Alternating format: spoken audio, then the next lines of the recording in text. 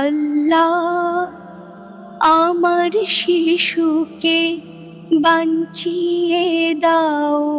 রাত গভীর, পৃথিবী ঘুমিয়ে আছে, কিন্তু এই নীরবতার মাঝেও এক স্থানে আলো জ্বলছে।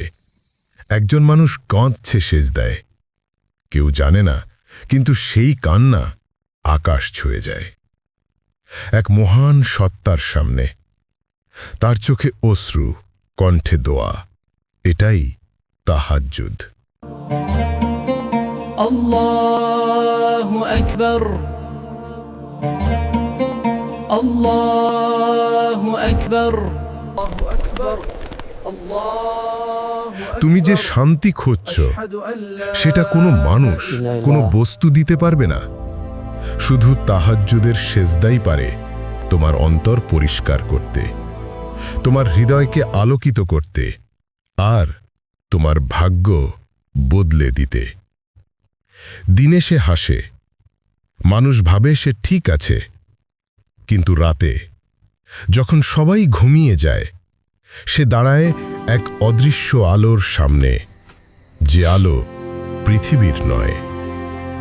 তাহাজ্জুদ মানে এক রহস্যময় আহ্বান, এক আলোক ধারা আসমান থেকে নেমে আসে শুধু তাদের জন্যে, যারা পৃথিবীর সব শব্দের পর শুধু এক নাম উচ্চারণ করে, আলা বিজিক্রিল্লাহি ততমাইন্নুল কুলুব। নিশ্চয়ই আল্লাহর শ্রণেই অন্তর শান্তি পায়। সূরা রাদ আয়াত 28। তুমি কি জানো, যখন তুমি তাহাজ্জুদের সেজদায় কাঁদো, তোমার নাম ফেরেশতারা একে একে লিখে নেয়, আরশের নিচে এক নূরের দরজায় পাঠিয়ে দেয়।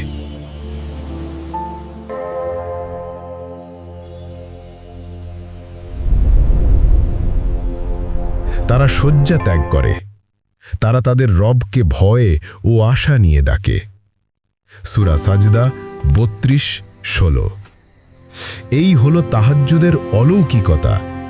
এখানে কোনো শব্দ লাগে না, কোনো মানুষ বুঝে না, কিন্তু আসমান জানে তুমি জেগে আছো, তুমি অপেক্ষায় আছো।